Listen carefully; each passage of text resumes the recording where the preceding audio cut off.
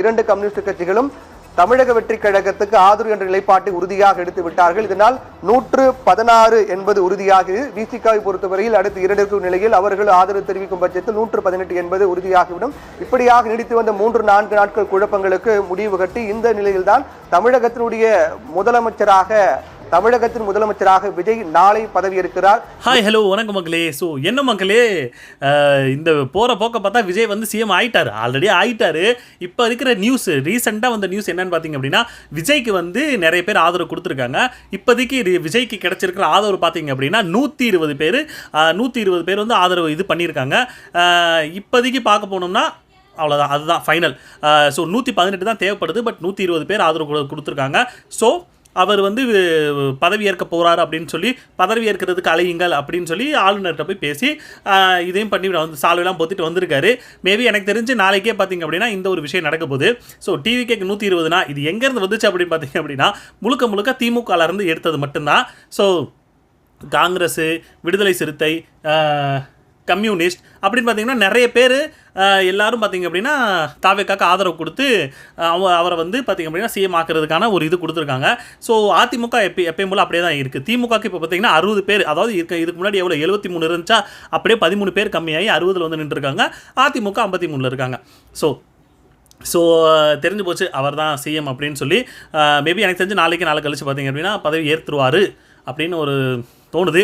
எனக்கு என்னமோ ஒரு படம் பார்க்குற மாதிரியே ஒரு ஃபீல் ஆகிட்டு இருக்குங்க. ஏன் நல்லா கவனித்து பார்த்தீங்கன்னா மோஸ்ட்லி படம் வந்து எப்போ ரிலீஸ் பண்ணுவாங்க, வெள்ளிக்கிழமை அன்றைக்கி தான் ரிலீஸ் பண்ணுவாங்க.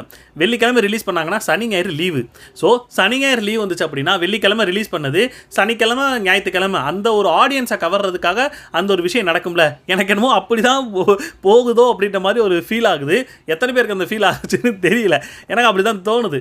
ஏன்னா படத்தை பார்க்குற மாதிரியே இருக்குது. ஏன்னா அவர் வந்து எப்போ இது பண்ணிட்டாரு, ஆதரவு கொடுக்குறதா 1-2 நாள் கொடுத்துருக்கலாம். இவ்வளோ நாள் இழுத்தடிச்சு இன்னைக்கு கொடுத்துருக்காங்க அப்படின்னா ஐயா படத்தை எப்படி கொண்டு வந்திருக்கீங்களோ அதே மாதிரி தான். ஏன்னா இன்னும் 2-3 விஷயங்கள்லாம் இருக்குது, அதுவும் அது மாதிரி தான் போயிட்டு இருக்கு. ஸோ அதையுமே நம்ம இந்த வீடியோவில் பார்க்க போகிறோம். இப்போ ரீசெண்டாக நிறைய பேர் பார்த்தீங்க அப்படின்னா நாம் தமிழரை ஆதரவு பண்ணி பேசிக்கிட்டு இருக்காங்க.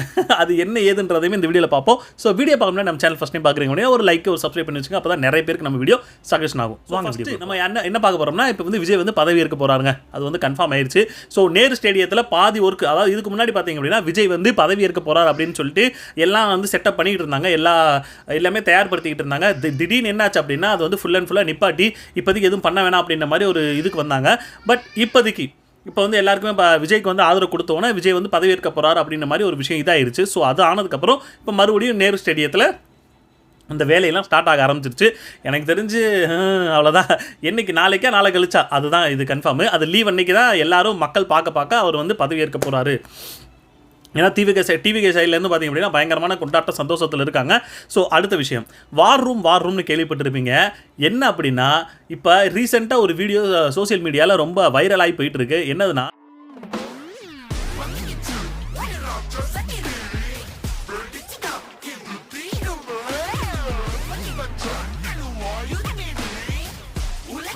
வார் ரூம்லேருந்து ஒரு வீடியோ கேப்சர் பண்ணாத மாதிரி ஒரு வீடியோ, அதாவது ஒரு ஐடி சைட்லேருந்து எப்படின்னா விஜயை பற்றி எந்தெந்த மாதிரி கண்டென்ட் போட்டால் எப்படி போகும், எத்தனை பேர் என்னென்ன கண்டென்ட் போடுறாங்க, எத்தனை பேர் அதை லைக் பண்ணணும், எத்தனை பேர் அதை மறுபடியும் அதை வந்து சர்க்குலேட் பண்ணணும்னு சொல்லி ஒரு ஃபுல் செட்டப் வச்சு ஒரு வார் ரூம் மாதிரி பண்ணிக்கிட்டு இருந்திருக்கானுங்க டிவிகேயில். பார்த்துக்கங்க எப்படி உங்களுக்கு வந்து ஒவ்வொரு வாட்டி ஸ்க்ரோல் பண்ணும்போது விஜய் ஒரு பக்கம் பார்த்தீங்க அப்படின்னா அவர் வந்து அனுதாபத்தை தேடுறாரு. விஜய் பார்த்தீங்கன்னா பயங்கரமாக ஒரு விஷயம் பண்ணுறாரு, விஜய் அப்படி பண்ணுறாரு, விஜய் எப்படி பண்ணுறாருன்னு சொல்லி முழுக்க அவர் மேலேயே ஒரு என்ன சொல்கிறது ஒரு அட்டென்ஷன் வர்ற மாதிரி பல வகையான வேலையை பார்த்துக்கிட்டு இருந்திருக்கானுங்க. இது தெரியாமல் நான் முழிச்சுக்கிட்டு இருந்திருக்கோம். ஆனால் ஒன்றுங்க, ஒரு விஷயம், இந்த ஐடிவிங்கில் பயங்கரமான வேலையை பார்த்துருக்கானுங்க. பிஆர் ஒர்க்குன்னு நீங்கள் கேள்விப்பட்டிருப்பீங்க. இது வந்து ரொம்ப அதிகமாக கேள்விப்பட்டது எந்த விஷயத்தில் அப்படின்னா பிக் பாஸில் பிஆர் வச்சுட்டு வந்துருவாங்கன்னு சொல்லுவாங்க பார்த்தீங்களா. அதே மாதிரியான சினாரியோ தான் இந்த இதுலையுமே. எப்படின்னா பிஆர் ஒர்க் எப்படின்றது வந்து மோஸ்ட்லி எல்லாருக்கும் தெரியும், பிக் பாஸ் பார்க்குறவங்களுக்கு எல்லாருக்குமே தெரியும். எனக்கு தெரிஞ்சு 1-2 பிக் பாஸ்க்கு முன்னாடிலேருந்து பார்த்தீங்க அப்படின்னா இந்த பிஆர் ஒர்க்குன்றது ரொம்ப ஹை ஆயிடுச்சு. பிஆர் இல்லாமல் நம்மளால் வந்து பிக் பாஸ்குள்ளே போய் ஒரு சர்வே பண்ணவே முடியாதுன்ற லெவலுக்கு இப்போதைக்கு வரைக்கும் கொண்டு வந்து விட்டுருக்கானுங்க. ஸோ அதே மாதிரி தான் இப்போதைக்கு இந்த இதுவுமே டிவிகே சைடில் வந்து பார்த்திங்க அப்படின்னா வார் ரூம்னு ஒன்று வச்சு இவங்க வந்து அந்த அளவுக்கு ஒரு விஷயத்தை பண்ணிக்கிட்டு இருந்திருக்கானுங்கன்றது வந்து இது பார்க்கும்போது பயங்கரமான வேலையை தான் பார்த்துருக்காங்க அப்படின்ற மாதிரி தான் தோணுது. அப்போது இனிமே இந்த மாதிரி ஒரு செட்டப் இல்லாமல் நம்ம வந்து என்ன சொல்கிறது, ஆட்சியவோ ஒரு தொகுதியவாச்சும் ஜெயிக்கணும்னாலும் இந்த மாதிரி ஒரு செட்டப்பை பண்ணி தான் பண்ண முடியுன்ற ஒரு நெரேஷனை இப்போ இவங்க செட் பண்ணி விட்டானுங்க. அடுத்து இப்போ காலையிலேருந்து ஒரு நியூஸ் போயிட்டு இருந்துச்சு, நிறைய இடத்துல பார்த்தேன். 108 எம்எல்ஏ வந்து ராஜினாமா பண்ண போகிறாங்க. அதாவது சிஎம், அதாவது விஜய் வந்து சிஎம் ஆகாமல் இருந்தாங்க அப்படின்னா 108 எம்எல்ஏவுமே ராஜினாமா பண்ணிடுவோம் அப்படின்ற மாதிரி ஒரு விஷயம் வந்து நியூஸில் சொல்லிட்டு இருந்தானுங்க. பட் எனக்கு அந்த இதுலேயுமே ஒரு கன்ஃபியூஷன் தான். இன்னுமே பார்த்தீங்க அப்படின்னா பதவியே ஏற்கலை. நீங்கள் வந்து ஒரு தொகுதியில் இது பண்ணி ஜெயிச்சிட்டீங்க, பட் பதவி ஏற்கணும். பதவி ஏற்றால் தானே அதை வந்து ராஜினாமா பண்ண முடியும்.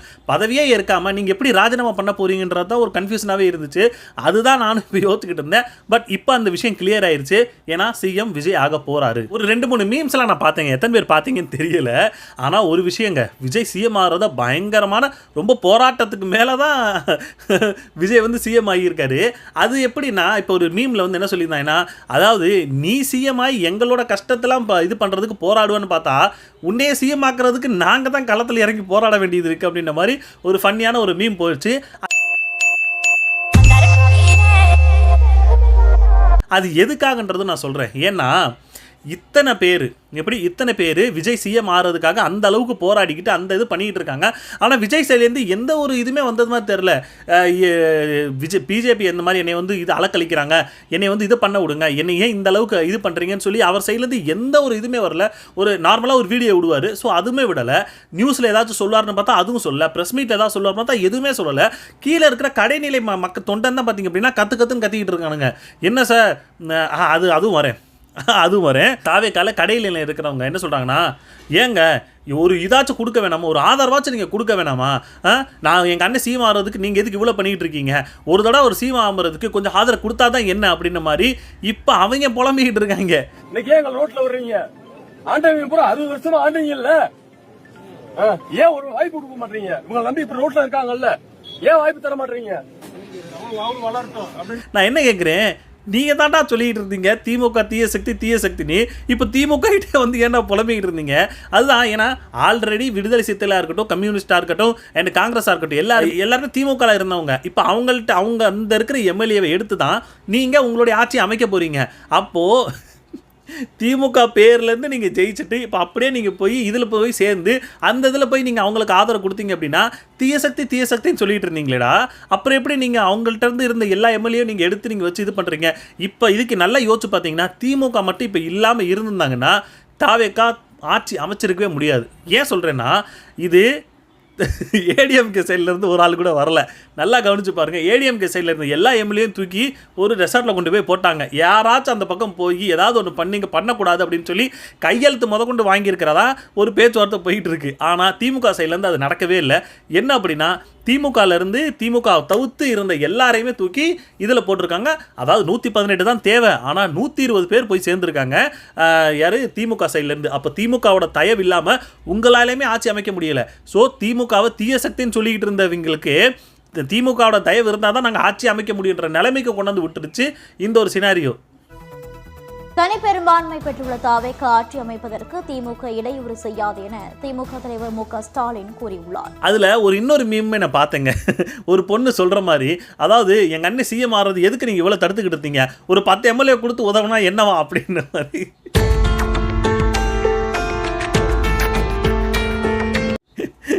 ஐயோ, இப்போ அந்த சினாரியா தான் ஓடிக்கிட்டு இருக்கு. இவனுங்க எந்த அளவுக்கு விஜய் மேலே பைத்தியமாக திரியிறாங்கன்னு சொல்லி ஒரு வீடியோ கிளிப் வேணால் நான் உங்களை காட்டுறேனே. ஒரு பைத்தியம் ஆயிட்டானுங்க. அதில் ஒருத்தன் பார்த்தீங்க அப்படின்னா வண்டியை கொண்டாந்து நடு ரோட்டில் நின்றுக்கிட்டு நான் தான் தளபதி, நான் தான் விஜய் அப்படின்னு சொல்லி என்ன சொல்கிறது, ஒரு மாதிரி பைத்தியக்காரத்தனமாக பண்ணிக்கிட்டு இருக்காங்க. அது மட்டும் கிடையாது, அவனை சுற்றி தளபதின்னு சொல்லி கத்திக்கிட்டு இருக்கானுங்க. அந்த அளவுக்கு ஒரு தளபதி ரசிகரால வெறியன் ஆயிட்டானுங்க. முதலமைச்சர் விஜய் என் தளபதின்னு நடு ரோட்ல கத்திய இளைஞர்.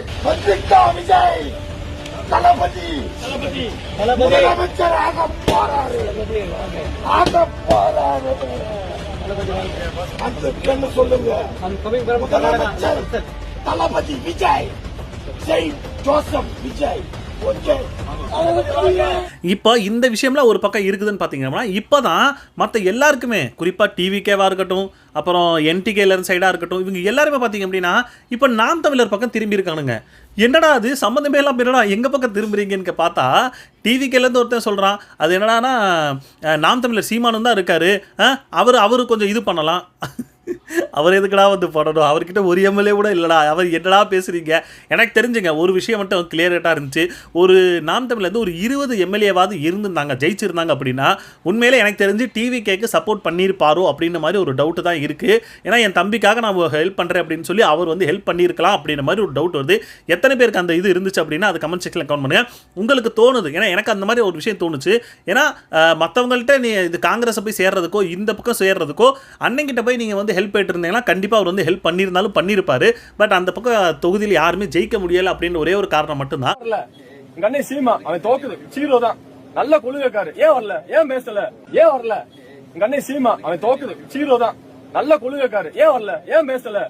பட் இந்த பக்கம் தாவேக்காரன்னு சொல்கிறான் என்ன அப்படின்னா அது ஒரு ஒரு சீட்டாவது வந்து நாம் தமிழில் அண்ணன் இல்லை சீமானாவது ஜெயிச்சிருக்கலாம் அப்படின்னு சொல்லி தாவேக்காரிலேருந்து. இன்னொரு பக்கம் திமுகலேருந்து உடன்பிறப்புகள் அவங்க என்ன சொல்கிறாங்கன்னா தமிழ் எந்த அளவுக்கு அவர் கஷ்டப்பட்டு கத்திக்கிட்டு இருக்காரு, எவ்வளோ விஷயம் பேசிக்கிட்டு இருக்காரு, அவரையாவது ஒரு பக்கம் ஜெயிச்சிருக்கலாம்னு சொல்லி திமுக சைட்லேருந்து. இனிமேல் திமுக நாங்கள் எப்படி வேலை பார்ப்போம்னு தெரியும். இன்னொன்று ஐயா நான் சொல்கிறேன், திமுக காரனா சொல்கிறேன், ஓட்டு போட்டவங்க தமிழை நேசிக்கின்ற ஒரு நல்ல ஒரு பேச்சாளர் சீமானுக்கு கூட ஓட்டு போட்டிருக்கலாம். சத்தியமா சொல்றேன், சீமான் வந்தா கூட தமிழ் மீதும் தமிழ்நாட்டின் மீதும் பற்று கொண்டவர், உயிரை கொடுக்குறாரு அந்த ஆளு. அவர் வந்தா கூட நாங்கள் சந்தோஷப்பட்டிருக்கோம். நம்ம அந்த இசையமைப்பாளர் ஜேம்ஸ் வசந்தன் அவருமே என்ன சொல்றாருன்னா மாற்றம்னு சொல்லி தான் நீங்கள் வந்து விஜய்க்கு ஓட்டு போட்டீங்க, அதே மாதிரி மாற்றம்னு ஒருத்தர் தான் நின்றுகிட்டு இருந்தாரு சீமான், நாம் தமிழர் சீமானு, அவரையே நீங்கள் மாற்றம் தெரில அப்படின்னு சொல்லி அவர் ஒரு பக்கம். இப்போ மாற்று வேணும்னு நினைக்கிறாங்கல்ல, மாற்று வேணும்னா தொண்டை தண்ணி வத்த 15 ஆண்டுகளாக ஒருத்தன் கத்திட்டு இருக்காங்க தமிழ் தேசியம்னு சொல்லி. விவசாயத்தை எப்படி நம்ம மேம்படுத்தலாம், எப்படி தொழில் கல்வி கொண்டு வரலாம், குடிநீர் மேலாண்மையை எப்படி வைக்க முடியும், எப்படி வேலை வாய்ப்புகளை உருவாக்க முடியும், எப்படி சுய வேலை வாய்ப்பை நம்ம வந்து எல்லாருமே ஆண்டர்பிரனர்ஸாக எப்படி மாற முடியும், என்னென்னவோ பேசுறாருல்ல. அப்ப இந்த தமிழ் தேசியம்னு ஒரு தெளிவா ஒரு ப்ளூ பிரிண்ட், ஒரு வரைபடத்தை எடுத்து வைத்து காண்பித்து சொல்றவனுக்கு அந்த மாற்ற ஏன் வாய்ப்பை நீங்க கொடுக்கல? அவனுக்கு என்னடா அது, என்னடா எல்லாம் தோத்து போனதுக்கு அப்புறம் சப்போர்ட் பண்ணுன்னு சொல்லிட்டு இருக்கீங்க. களத்துல இருக்கும்போது எவனும் சப்போர்ட் பண்ணலையே, களத்துல இருக்கும்போது நீங்க தானே சொல்லிட்டு இருந்தீங்க. இப்ப என்னடா சுத்தி அவர் வந்தா நல்லா இருந்திருக்கணும், அவரையே நீங்க தேர்ந்தெடுக்கல.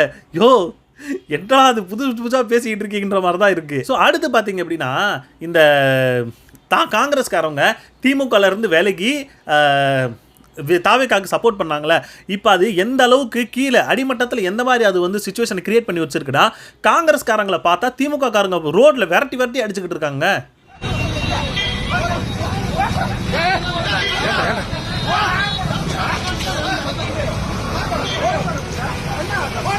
அதுதான் இப்போ நடந்துக்கிட்டு இருக்கு.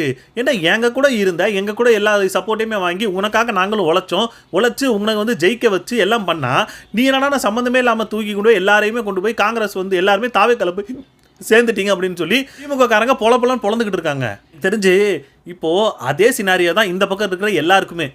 எப்படி இந்த பக்கம் விடுதலை சிறுத்தைகளாக இருக்கட்டும், சிபிஎம்மாக இருக்கட்டும், இந்த கம்யூனிஸ்டாக இருக்கட்டும், ஸோ இது எல்லாருக்குமே எனக்கு தெரிஞ்ச அதே சினாரியோ தான். கள நிலவரம் எப்படின்னா கீழே இருக்கிற அடிமட்டத்தில் இருக்கிறவங்க அவங்களுக்கும் இப்போ யாரெல்லாம் அந்தந்த கட்சி வேறு கட்சி தாவல் இது பண்ணாங்களோ அவங்களுக்குமே மிகப்பெரிய ஒரு பிரச்சனையை கிளப்பி வர மாதிரி ஒரு சினாரியோ நடந்துகிட்டு இருக்கோ அப்படின்ற மாதிரி ஒரு டவுட் வந்துகிட்டு இருக்கு. ஸோ அவ்வளோதாங்க, என்ன சொல்லி என்ன பிரயோஜனம், எதுவுமே நடக்கிறதா நடக்கும். பட் எனக்கு என்ன ஒரு டவுட் அப்படின்னா இப்போது இந்த சந்தர்ப்பத்தை பயன்படுத்தி திமுக விட்டுட்டு நீங்கள் தாவேக்காக போனவங்க எனக்கு தெரிஞ்சு இப்போ ஸ்டாலின் சைலண்ட்டாக இருக்கிறதுக்கு ஒரு காரணம் என்ன அப்படின்னா நீங்கள் எல்லாம் போங்க, நான் கூப்பிடும்போது வாங்கன்னு சொன்னாலும் சொல்லுவாரோ அப்படின்ற மாதிரி ஒரு டவுட் எனக்கு இருக்குது. ஒரு 6 மாதம் போகட்டும் அதுக்கப்புறம் பார்க்கலான்னு ஒரு விஷயம் சொன்னார். அதிலே எனக்கு ஏதோ உள்குத்து இருக்குமோ அப்படின்ற ஒரு டவுட் வருது. எத்தனை பேருக்கு அந்த டவுட் இருந்துச்சுன்னு தெரில, எனக்கு அந்த டவுட் இருக்குது. ஸோ அவ்வளோதாங்க, விஜய்க்கு ஆதரவு எல்லாம் கிடச்சிருச்சு. ஸோ அவர் சிஎம் ஆக போகிறாரு, சிஎம் ஆகிட்டு என்னென்னலாம் பண்ணணும்னு சொல்லி இது பண்ணாங்களோ பண்ணட்டும். பட் எனக்கு 2-3 மீம்ஸ் எல்லாம் பார்த்து அது பார்க்கும்போது ஒரு காமெடியாக இருந்துச்சு. என்னென்னா ஒரு அம்மா சொல்கிறாங்க, அண்ணே அந்த திருப்பாச்சியா சிவகாசி படத்தில் வந்து விஜயோட தங்கச்சியாக ஒருத்தவங்க இருப்பாங்க. அவங்க வந்து கடையில் வந்து இந்த சுக்கு காப்பி அதெல்லாம் விற்றுக்கிட்டு இருப்பாங்களே, அவங்களோட ஃபோட்டோ போட்டு மேலே ஒரு மீம் போட்டிருந்தானுங்க, அண்ணே கேஸு தீரப்போதுனே எப்பனே சிஎம் ஆவேன் அப்படின்ற மாதிரி ஒரு மீமு. இன்னொரு பக்கம் பார்த்தீங்க அப்படின்னா ஒரு 4-5 பசங்க, அண்ணே நான் வந்து ரிசைன் பண்ணிட்டோம், இப்போ எங்களுக்கு வேலை இல்லை, எனக்கு போட வேண்டிய பணத்தை போட்டு விடுன்னு சொல்லி அவங்க ஒரு பக்கம். ஆனால் மீம் போடுக்கடா, ஏன்னா இப்படியெல்லாம் மீம் போட்டுக்கிட்டு இருக்கீங்க அப்படின்ற மாதிரி தான் இருக்குது. சரி அவ்வளோதாங்க, இது வந்து இன்றைக்கி அந்த அளவுக்கு ஒரு கண்டென்ட் இல்லை. இருந்தாலும் என்ன இருந்துச்சோ அதை வந்து இன்றைக்கி என்ன நடந்துச்சோ அதெல்லாம் நம்ம பேசியிருக்கோம். ஸோ உங்களோட கருத்து என்னன்றதை கமெண்ட் செக்ஷனில் கமெண்ட் பண்ணுங்கள். அடுத்த வீடியோவில் பார்ப்போம்.